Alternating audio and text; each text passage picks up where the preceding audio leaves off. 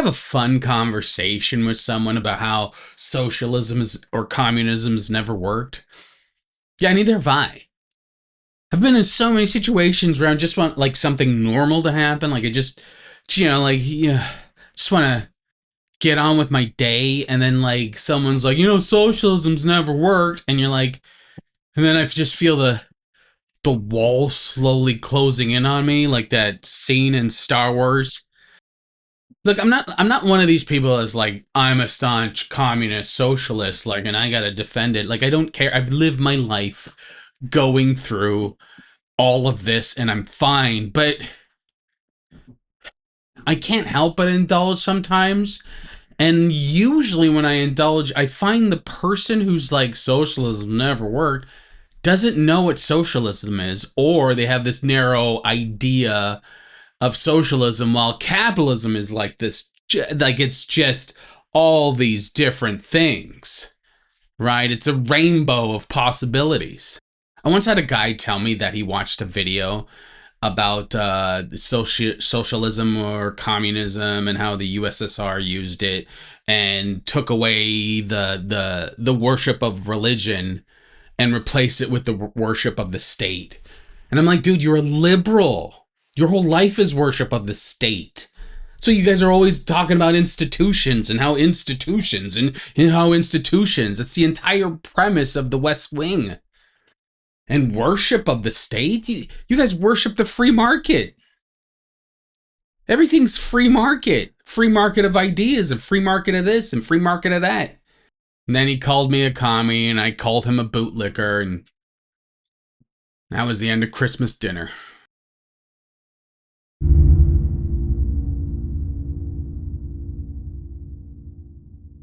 Understanding this stuff has helped me quite a bit. Like when I get into a conversation about these economic systems or political systems, I always ask, to save me the headache, what do you mean by communism? And what do you mean by capitalism? Depending on the answer, I can either just walk away or like drop on the ground and just pass out, or even play Cult of Lamb. Like it's a great game. Like usually when I talk to someone about like I've talked to people and I'm like, oh, it was capitalism. It's when you buy stuff, right? Like I said earlier, and like you're like, no, that's. I mean, but again, it's not their fault. This is ideological, really, in nature. I just read State and Revolution by Lenin, and like it helped me get a clearer understanding of the differences between capitalism, socialism, and communism, and in that authoritarianism, and how political states and economic states can be completely different. I'm going to quote from the book, or what I said. In State and Revolution, Lenin argues that state is a product of class antagonisms and serves the interests of the ruling class.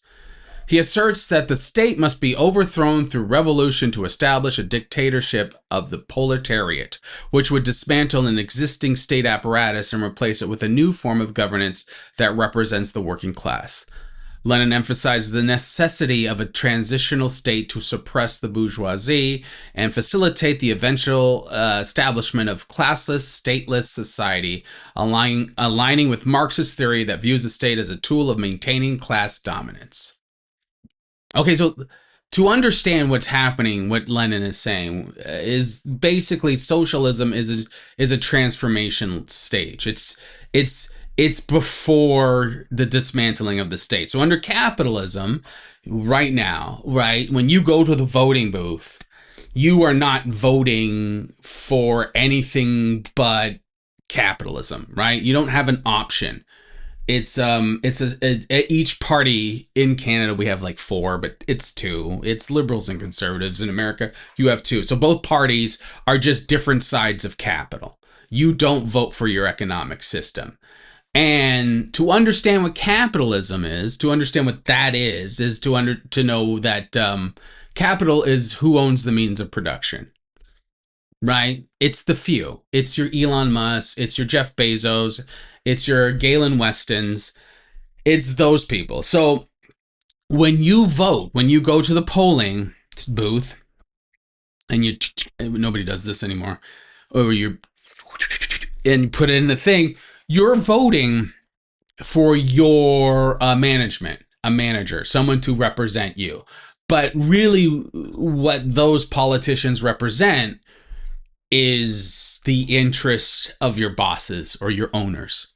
Socialism is the flip side of that. So socialism is like, okay, let's flip that so that the working class or the proletariat is now in control, and the state is understood in Lenin's theory as, you know, the monopoly on violence, right? Everything's done through violence through the state. That's how the state exists. You pay taxes because of violence. You obey laws because of violence. So if socialism is basically, okay, we turn the apparatus of violence against the bourgeoisie, the owners, just like it's on us currently, right?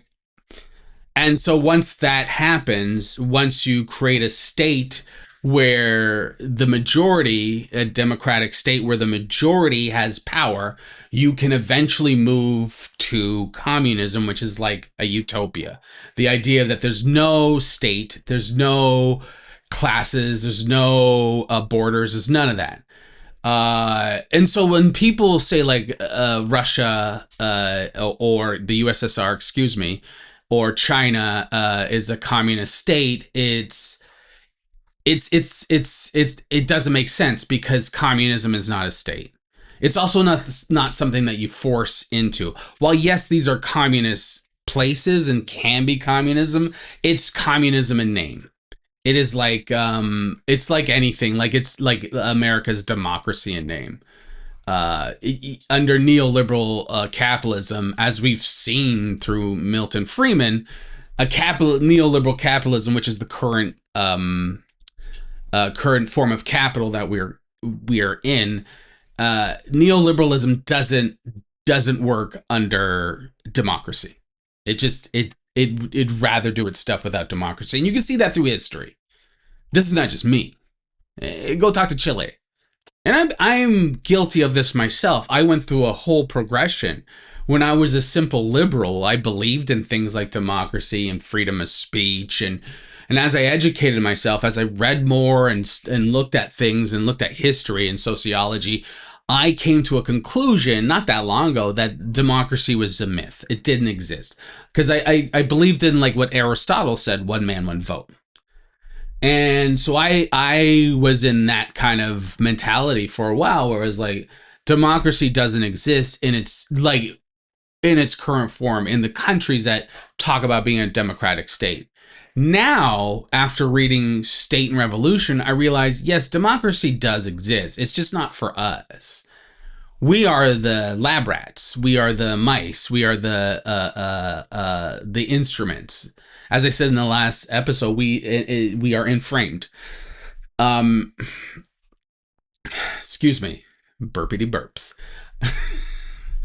Yeah, so now I look at it as after reading State and Revolution through the lens of it's a bourgeoisie democracy, which makes perfect sense. Understanding capital, right, and what capitalism is, and not having an option in when we go to the voting booth to decide to vote on the economic system, just the political system. If you read, things that happen in Chile and Poland and South Africa, you'll see the same mechanism in play, right? In South Africa, after apartheid, the ANC was duped. Theoretically duped because yes, politically people were free, but financially, economically, they were trapped under the IMF and a bank that wasn't controlled in the state. So they were just in a worse position, but they could walk around without getting arrested.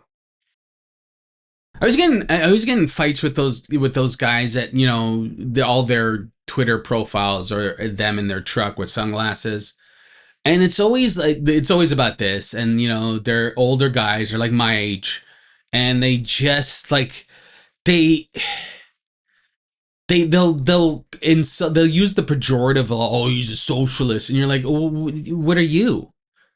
Like, what are you? And they don't own anything. They don't own capital. They might own a house, they might own like a car, might have a good job, but they're not capitalist. And I'm like, you're a bootlicker. Like, what kind of kink is that? Like like they think they're tough. Like that's the other thing is that the masculinity tied to that. Like I'm a man, I've taken up the real thing because ideology is natural, right? It's seen as a natural thing. And so they believe that when you're like, actually you're just, you like to lick people's boots. You get that tongue out and you just fucking all over the place. Right? You just don't look at it that way because you don't understand the system, and you don't understand the system because our education, our pedagogy in this country is for shits. The worst is when people will label like neolibs or liberals. They're all neolibs, but like they will label them commies. I've talked to men who would be like, "Oh, Justin Trudeau is a socialist." And then explain to me how his mother had an affair with Castro. Like it's an economic system. It's not the Manchurian Candidate. Communism wasn't in his blood. And then I don't know, someone like Che Guevara will come up from his grave and then hit something, and then Justin Trudeau will transform into a fucking hammer and sickle or something. Like the boogeyman tales that these people tell themselves. I'm not even. This is not even a video arguing for anyone to be for communism or socialism or capitalism. I want to have a normal Christmas dinner. I don't know what it is. It's like as soon as the baby carrots are put on the plate, these people get so confident in their Dunning-Kruger. I guess that's what Dunning-Kruger is. It's redundant that I said confident in Dunning-Kruger. But they just get so blah, blah, blah. And then inevitably they're like, okay, what's the difference between socialism and communism? And a long time ago, I had no idea. Now I know. I needed the ammo. Now I know. And I can't help but defend those things because logically it makes sense to me. Again, just, let's not do it at dinner anymore. Let's pick a different time. I don't know, like during church or, the Real Housewives. I don't like the Real Housewives. I don't know. I'm at the point now where I'm like kind of disenfranchised with voting, not in like an edgy, teenager way. I just mean I've gone through the process and I understand what's going on. And I'm a person that always voted. Like that was always instilled in me, right? My wife likes us to go early to vote. Like what kind of nerdy crap is that? But I'm just at that point where I'm like, what's the point? Like we have 5 parties in Canada. But realistically, it's 2. It's the liberals and the conservatives, like America, where it's the right and the left. The left, right? And so the liberals and conservatives, and the same pattern happens every year, every election cycle. The liberals will be in charge. That's what we've had for about 10 years now. The liberals are in charge, but their neoliberal policies have brought have just delivered economic hardship completely. Everyone can't afford to live.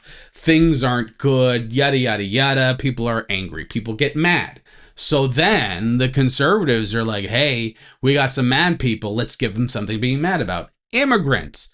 What about immigrants and communists and trans people and blah, blah, blah.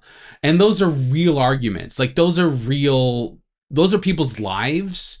Like those are people's lives. And so you can't ignore it, but you also you understand that this is a loop and you're on this big loop.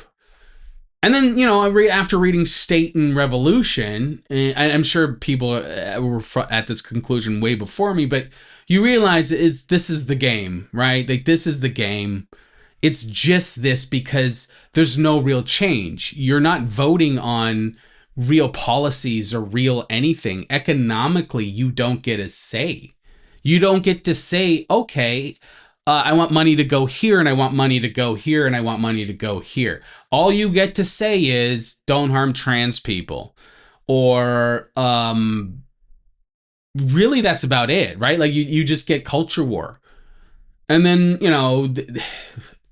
at this point they should offer something for people to go and vote. Right? Like I look at this way with like Apple Watches and stuff, even though I have one, I feel like at this point they should be paying me to have it. Right? You're taking all the information, you're getting all the data. Same way with polling, right? Get us subs.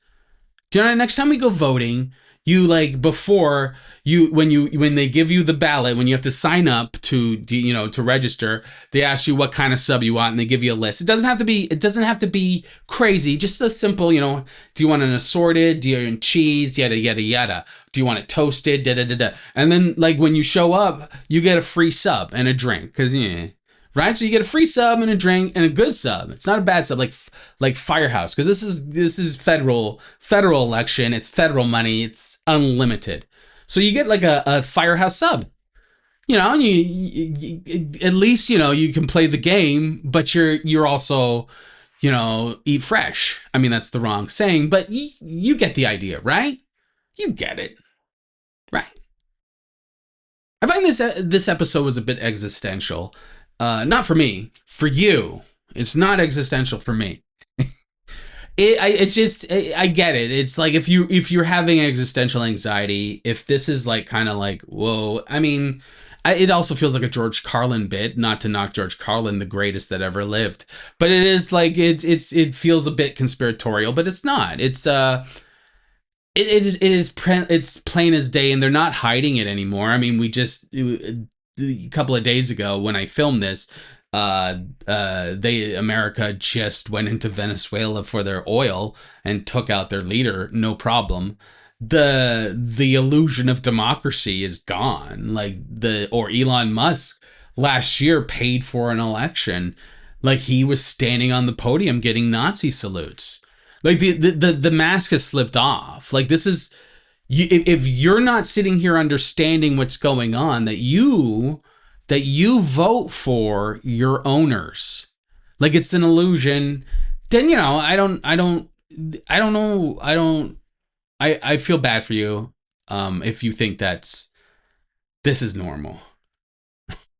This is the worst way to end this video, I think. I mean, hang in there, kids. I'm sure the Marvel movie will be good this year.